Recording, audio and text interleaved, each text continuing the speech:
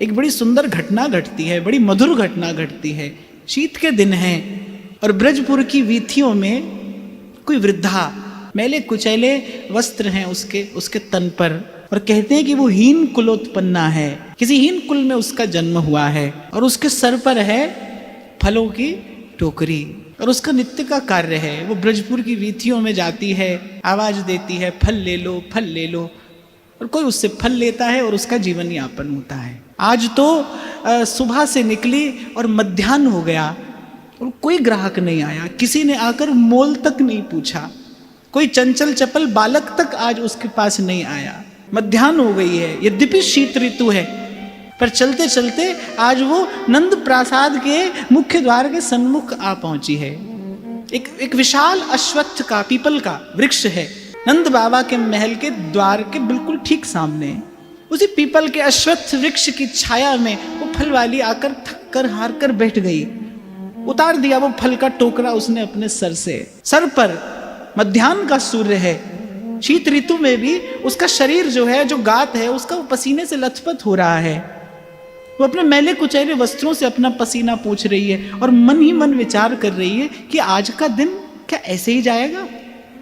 एक भी ग्राहक नहीं आया, एक भी फल नहीं बिका, क्या आज सारा परिश्रम ऐसे ही व्यर्थ चला जाएगा? और वो जो बहती बयार है उसके कारण पीपल के पेड़ के पत्ते कुछ कुछ हिलते हैं, और वो मानो उस फल वाली को कह रहे हैं कि अरे आज तो तेरे सौभाग्य सूर्य का समुज्वल सुप्रभात हुआ है, आज तेरा सौभाग्य सूर्य उदय हुआ है। आज एक ऐसा ग्राहक आएगा जो तीनों लोकों को फलदान करता है। अनंत कोटि ब्रह्मांडों में जितने प्राणी हैं वो उसके सामने फल मांगने के लिए हाथ पसारते हैं। आज तेरा सौभाग्य सूर्य उदय होगा और तीनों लोगों को फल दान करने वाला आज तुझसे फल मांगेगा। ये जो तेरे सर पर टोकरा है, ये जो तेरे सर पर भारी बोझ है, जो तू दिन रात लिए रहती है, आज वो तुझे इस भार से, इस बोझ से सदा सदा के लिए मुक्त कर देगा। आज वो तुझसे कोई ऐसा सौदा करके जाएगा, तेरे जीवन की याचना, तेरे जीवन का अभाव, तेरी ये दरिद्रता सदा सदा के लिए समाप्त हो जाएगी। आज कोई ऐसा आएगा, आज तुझे ऐसा ग्राहक मिलेगा कि इसके बाद तुझे पुनः जन्म और मरण के इस व्यापार में नहीं पड़ना होगा। थकी हारी वो वृद्धा कभी अपने फल के टोकरे की ओर देखती है और कभी सूनी ब्रजपुर की वीथियों की ओर। आज कोई नहीं आया, भूख भी लगी है, प्यास भी लगी है, वृद्ध शरीर है और बड़ी निराशा भी है। आज एक भी फल नहीं बिका, और जैसे कोई निराश हताश होकर कुछ कहता है ना, ऐसे ही थक कर हार कर आज उस फल वाली ने एक बार अंतिम आवाज दी, अरे कोई तो फल ले लो, अरे कोई तो फल ले लो। वहां दूर नंद भवन के द्वार पर एक नवनील नीरद सुंदर बालक है जिसके अंग की कांति बड़ी अद्भुत है। वृद्ध शरीर है, दृष्टि क्षीण है, ठीक से दिखाई नहीं पड़ता कौन है, पर उस फल बेचने वाली को लगा कोई है जो मेरी ओर देख रहा है, कोई है जिसने मेरा स्वर सुन लिया है। और उस फल वाली ने समस्त ब्रजपुर वासियों से सुना था कि सुना है नंद बाबा का पुत्र बड़ा सुंदर है, वो अतिशय सुंदर है, उसको एक बार देख लो तो तन मन प्राण शीतल हो जाते हैं, आत्मा तृप्त हो जाती है। पर मैं तो हीन कुलोत्पन्ना हूँ, हीन कुल में मेरा जन्म हुआ है, मेरी तो छाया भी किसी को स्पर्श करे तो वो स्नान करता है। मैं किस अधिकार से इस बात की कल्पना भी करूं कि मुझे नंद नंदन का दर्शन होगा, मुझे नंद पुत्र का दर्शन प्राप्त होगा। मैं तो इस बात की कल्पना भी नहीं कर सकती। उसके मन में यही उधेड़ बुन चल रही है।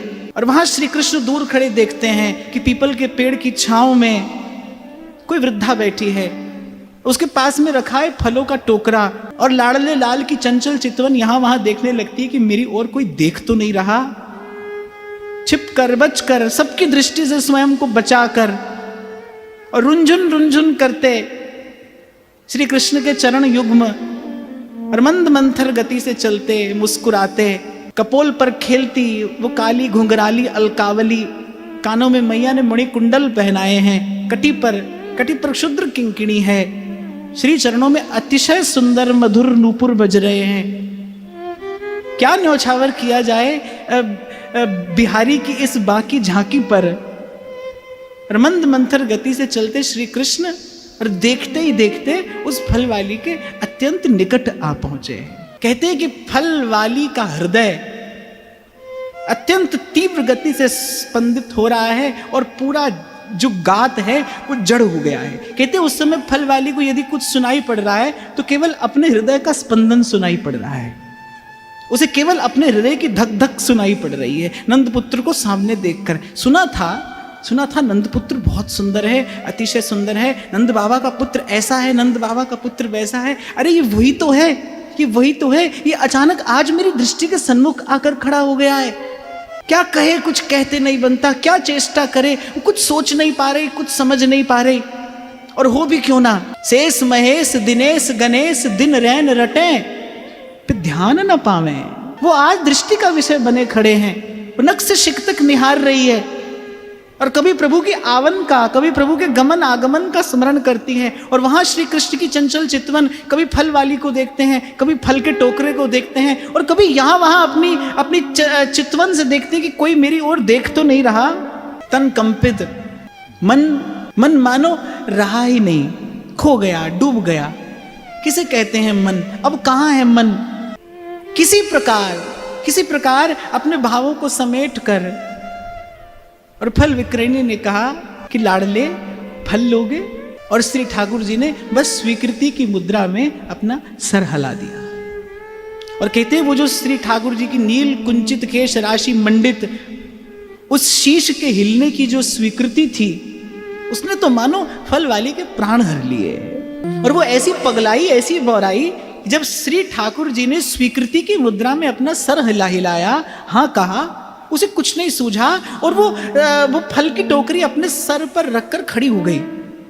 उसे देह की सुध नहीं है, क्योंकि मन उसके पास रहा नहीं, मन तो है नहीं, मन तो कृष्ण ने ले लिया। मन है नहीं, देह की सुध नहीं है, उसे खबर ही नहीं है कि मैं क्या कर रही हूं। और वहां श्री कृष्ण को लगा कि ये फल दिए बिना ही मुझे जा रही है, ये मुझे फल दिए बिना ही चल दी।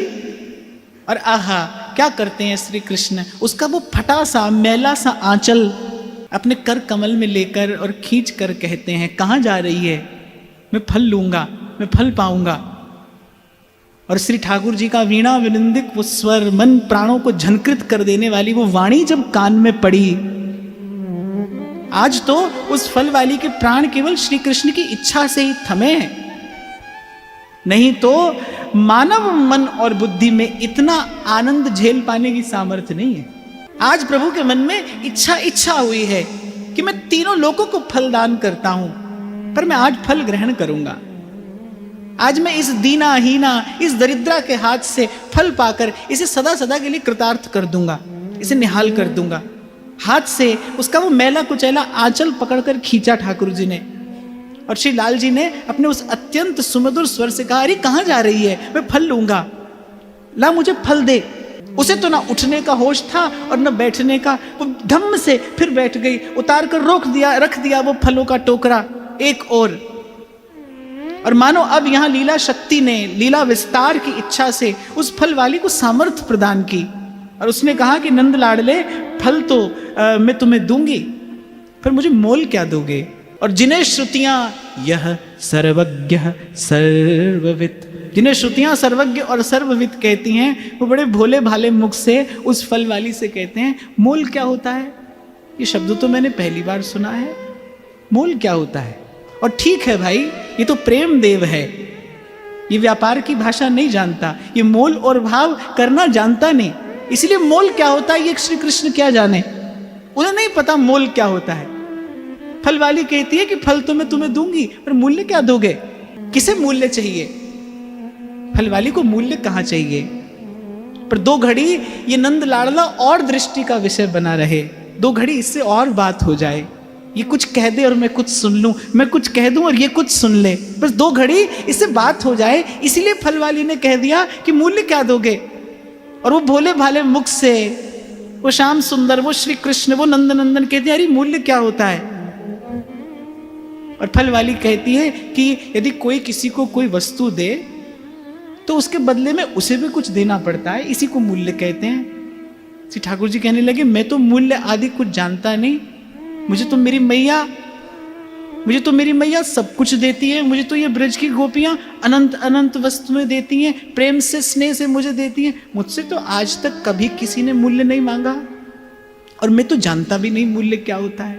और वहां देवर्षि नारद नवमंडल में खड़े देख रहे हैं, वहां प्रभु जिन्हें श्रुतियां सर्वज्ञ और सर्वविद कहती हैं, वो ये भी नहीं जानते मोल क्या होता है। तो श्री ठाकुर जी इतना समझ गए कि यदि मैं इसे कुछ लाकर दूंगा तो ये मुझे फल देगी। बस इसी चर्चा के होते होते श्री ठाकुर जी दौड़ कर गए, और श्री ठाकुर जी के जाते ही वो फल वाली इतनी निराश हो गई कि हाय मुझ अभागी ने ये क्या किया, नंद नंदन मुझसे फल लिए बिना ही चले गए। मैं उनसे मोल भाव करने लगी, ये मूल्य जैसा शब्द ही मैंने उनके सामने क्यों कहा।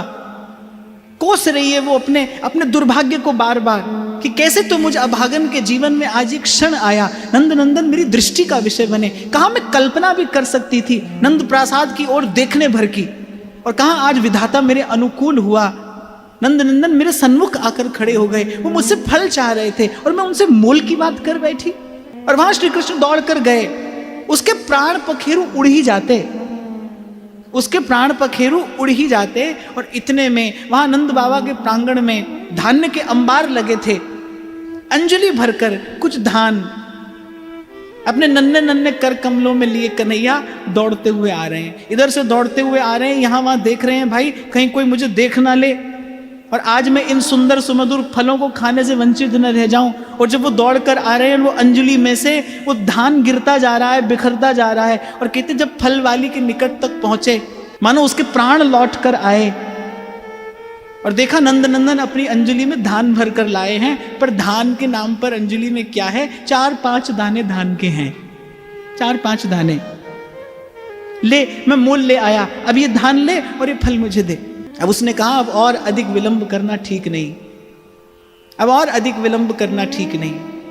फटा पुराना सा वस्त्र था उसके पास, बिछा दिया उसने कि लो नंदराज ये धान ये मूल्य इसमें डाल दो। और कहते हैं कि वो नन्ही सी अंजलि से वो 4-5 धान के दाने वस्त्र में डालते तक भी 4 दाने बिखर गए और केवल एक ही दाना रह गया। और विचारक लोग विचार करते हैं कि लाए तो थे श्री कृष्ण धर्म अर्थ काम मोक्ष प्रदान करने, वो 4 दाने कुछ और नहीं थे, वो धर्म अर्थ काम और मोक्ष थे। लेकिन फल वाली के उस अनुराग का विचार करके श्री ठाकुर जी ने कहा धर्म अर्थ काम और मोक्ष तो किसी को किसी अन्य द्वार से भी मिल सकता है, मुझ तक जीव आया है तो उसको केवल प्रेम दान ही करना चाहिए। अब धान के दाने तो गिर गए, एक दाना बचा। अब वो क्या एक दाना पर्याप्त मूल्य है? फल वाली कहने लगी कि नंद लाडले क्या इस एक दाने के बदले में तुम्हें सब फल दे दूं? श्री ठाकुर जी ने कहा हाँ लूंगा तो मैं सब फल लूंगा, मैं अपूर्ण कुछ स्वीकार नहीं करता, मैं आधा अधूरा कुछ नहीं लेता। यदि आज फल लूंगा तो पूर्ण फल लूंगा, आज तुझे सदा सदा के लिए इस बोझ से इस भार से मुक्त कर दूंगा, तू मुझ तक आई है। यही विचार कर तो ठाकुर जी ने केवल धान का एक दाना छोड़ा कि धर्म अर्थ काम मोक्ष तो जीव को अन्यत्र भी प्राप्त होते हैं, मैं तो केवल प्रेम दान करता हूं, एक दाना केवल प्रेम दान करूंगा और उसके बदले सब फल लूंगा। और फल वाली के संकोच को देखकर श्री ठाकुर जी ने कहा कि देख अब अगर मैं फिर से भीतर गया कुछ और धान लेने तो इतने में निश्चित रूप से मैया आ जाएगी, अन्यथा कोई ना कोई गोपी मुझे देख लेगी और तू भी वंचित रह जाएगी और मैं भी वंचित रह जाऊंगा, इसलिए अब तू विलंब मत कर। और वहां उस फल वाली के मन में भाव क्या चल रहा है? उस फल वाली के मन में इच्छा है कि हूं तो मैं हीन कुलोत्पन्न, मेरा देह बहुत मलिन है, मैं किसी भी दृष्टि से नंद नंदन का स्पर्श करने योग्य नहीं हूं, पर यह अवसर फिर मेरे जीवन में नहीं आएगा, ये सौभाग्य मुझे फिर नहीं मिलेगा। वहां श्री कृष्ण कह रहे हैं अच्छा सुन मेरी बात, तू फिर आना, आज मुझे फल दे जा, तू फिर आना, मैं तुझे फिर और धान दूंगा। और वो फल वाली मन में विचार करती है फिर यहां रहना किसे है, फिर यहां आना क्यों है, अब फिर यहां क्यों रहना है, अब फिर यहां क्यों आना है, आज तुम्हें देख लिया। तो उस फल वाली के मन में ये भाव है कि किसी प्रकार आज एक बार इसे गोद में बैठा लेती, किसी प्रकार इसे गोद में बैठा लेती, ये अपने मुख से मुझे एक बार मां कह देता, मेरे जन्म जन्म की साध पूरी हो जाती। और वहां अंतर्यामी कैसे उसे वंचित रख देते। श्री ठाकुर जी ने उसके हृदय का भाव जानते हुए, वो संकोच में खड़ी है, वो अपने मन के भावों में डूब रही है, उतरा रही है। और श्री ठाकुर जी ने मन में विचार किया भाई फल तो लेना है, और मैं जानता भी हूं कि किस लिए प्रतीक्षा कर रही है। अब श्री ठाकुर जी ने कहा और विलंब नहीं करना चाहिए। श्री ठाकुर जी ने जैसे मैया को पुकारते हैं ऐसे उस फल वाली को पुकारते हुए कहा, अरे मैया अब तो मुझे फल दे दे। और जैसे ही उसका कर श्री ठाकुर जी ने अपने कर कमल से स्पर्श किया, और आप विचारिए एक मनुष्य भी किसी को प्रेम में भाव में भरकर कुछ कहे तो उसके हृदय में कुछ घटना घटती है, कुछ हलचल होती है। कोई प्रेम से आपको भी पुकारे ना तो आपके हृदय को स्पर्श करता है। और यहां स्वयं प्रेम, प्रभु प्रेम से पुकार रहे हैं। अनंत करुणार्णव, जिनकी दया का कोई पारावार नहीं है, जिनके प्रेम और स्नेह की कोई सीमा नहीं है, वो प्रभु प्रेम में भरकर फल वाली को मैया कहकर पुकारते हैं। अधिकार साधिकार श्री कृष्ण ने उसे बैठा लिया नीचे और कूद कर उसकी गोद में बैठ गए। उसके चिबुक को सहलाते हुए कन्हैया कहते हैं, अरे मैया ला अब तो फल दे दे, और देख शीघ्रता कर, फिर मेरी मैया आ जाएगी। फल वाली को और क्या चाहिए था, केवल इतना ही तो चाहती थी, एक बार नंद नंदन मेरी गोद में आकर बैठ जाए। और कहते हैं कि उसके बाद उस फल वाली को कभी किसी ने नहीं देखा।